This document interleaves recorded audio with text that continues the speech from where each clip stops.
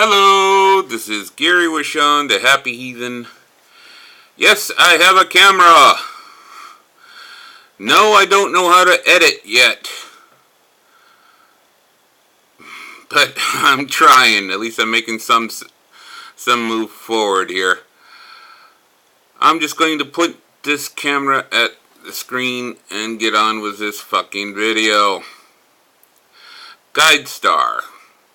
Recently, I was reminded that the church and religion does do some good through history and up to today. I think atheists' biggest problem with the church is its reluctance to admit it ever does anything bad. That causes a lot of zeal on both sides. Now, there's factions in religion that sees atheism as the enemy. Really, we're not the enemy. We're not actively trying to undermine religion, at least not as anything other than open debate. Atheism doesn't have to do anything to undermine religion. Religion will undermine religion. Atheism, only thing it has to do is constantly point things out. Yes, religion does do charity work, but also atheists do charity work. This is a list of atheist charities. I'll leave a link down below.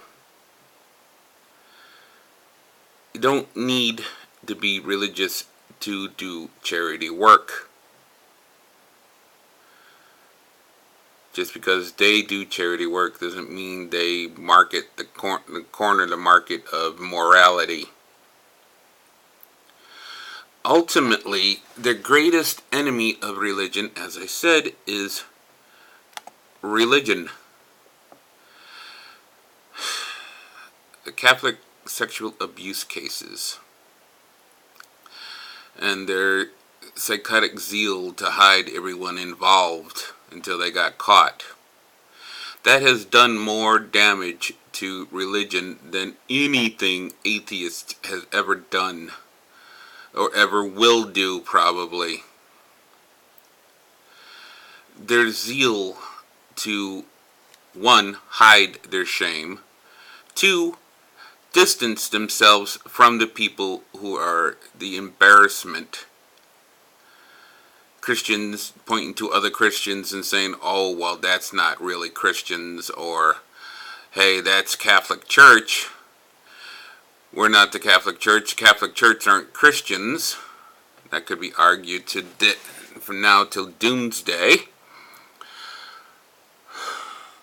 But it's not just Catholic Church now, is it?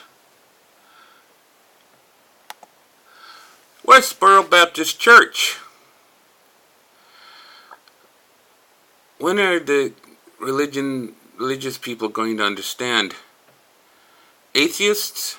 We just have to remind you and put a light on your own actions.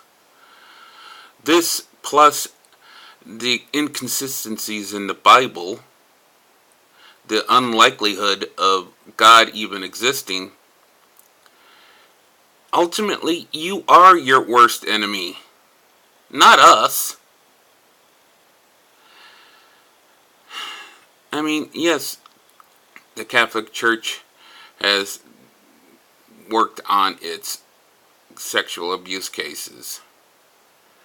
And yes, the Westboro Baptist Church does still exist, but people, their impact, their ugliness is fading away to almost obscurity.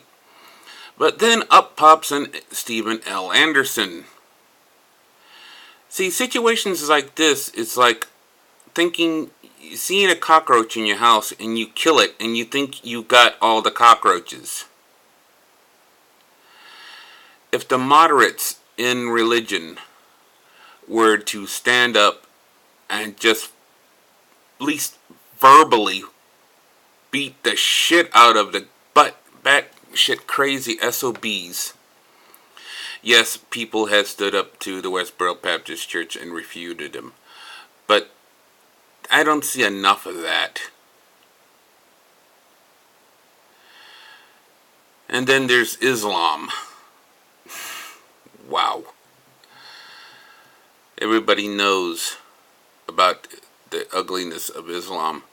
I'm going to put a link in.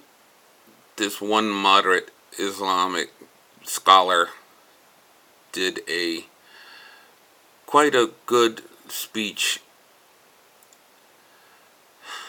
Maybe a little too late as far as public opinion goes.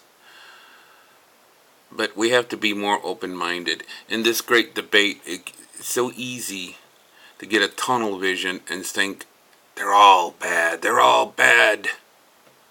No. We just have to focus on those that are bad, and try to come to terms with that which is good.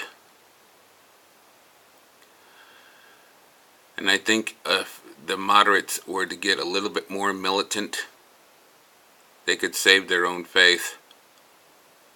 Because each time Westboro Baptist Church or Stephen L. Anderson or any number of other cases, whether it be child abuse, murder, like Warren Jeffers, stuff like that, and the religious community doesn't get militant about defending itself, more and more people lose their faith.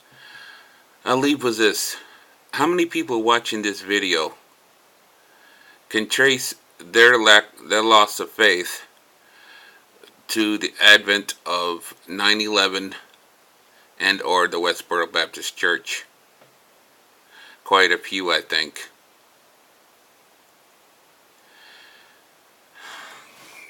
Till next time, videos down below, links. Goodbye.